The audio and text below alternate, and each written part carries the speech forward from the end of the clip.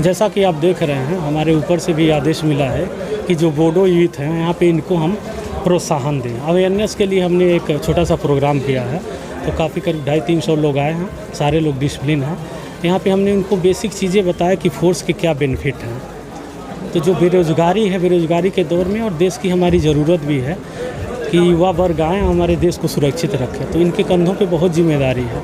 इस बारे में हमने बताया कि आप आइए, आपको यहाँ पे बहुत ज़्यादा सुविधाएं भी मिलेंगी, आपका जो भी रहन सहन है ऊंचा स्तर होगा, देश के लिए आप नाम करिए। आप असम में हैं, आपको विदेश भी जाने का मौका मिलता है, फोर्स के थ्रू आप देश के विभिन्न भागों में भी जाते हैं।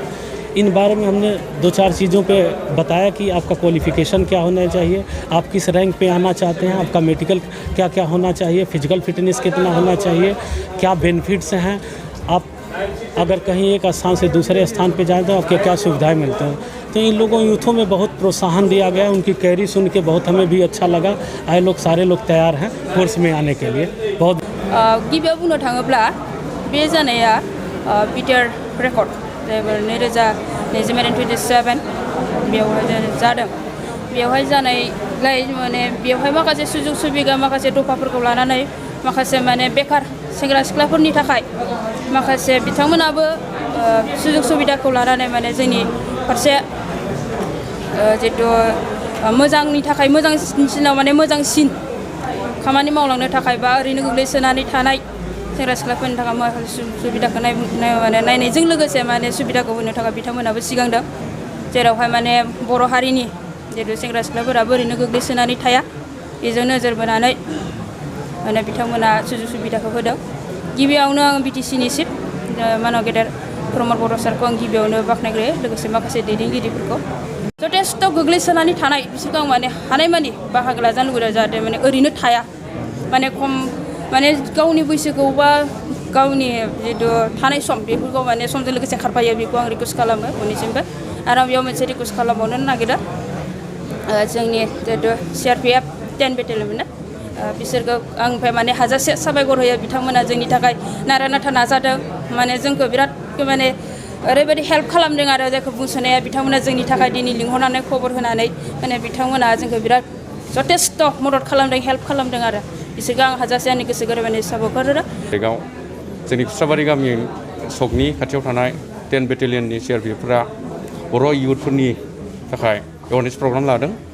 बेयाव जोङो खाथि खाला ओनसोलनि गामिनि सेंग्रा बैसोगोरा थानाय बे पेरामिलिटारियाव जइन जानो हानाय जग्यतानि बैसो थानाय जाय 18 बोसोरनिफ्राय 29 बोसोरसिम बेनि गेजेरनि गासै 200सो सेंग्राफ्रा जमा जादों। बेयाव बे प्रग्रामखौ बे 10 बेटेलियन CRPFनि सारमोन DG सार आरो कमान्डेन्ट सारमोना बुजायना होदों।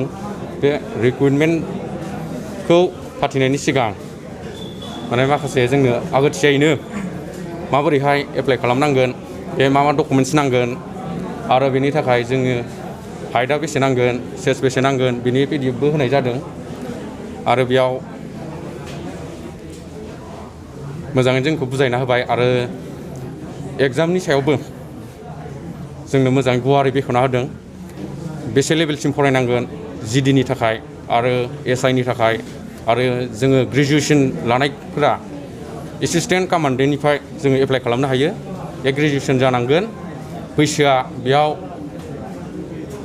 जोंनि STआ 30 बोसोरसिम जागोन, जेनेरेलि 25 बोसोरसिम 18निफ्राय। दा जोंहा 5 बोसोर बेहाय रेहाय दं, बेनि थाखाय 30 बोसोरसिमा जोङो एप्लाइ खालामनो हागोन। बिथांमोना बे प्रग्रामखौ जा जोंनि बिटिआर गभर्नमेन्टनि जितु सार चिफ CM सारनि खावलायनाय लेखायै जोंनि ओनसोलाव थानाय गासैबो पेरामिलिटारि फर्सफोरनि केम्पफोरनि खाथि खाला थानाय बर' लाइमोनफोरखौ बे पेरामिलिटारियाव माने जइन जानो थाखाय जेरैबायदि नांगौ फेसिलिटिफोरखौ माने होगोन, बिसोरो जों ट्रेनिं होनाय जागोन होननानै मिथिनो मोन्दों। आरो बेयावबो ट्रेनिं होगोन, रिटेननिफ्राय लानानै फिजिकेल गासैखौबो बेयाव फोरोंनाय जागोन होनना जों मिथिनो मोन्दों।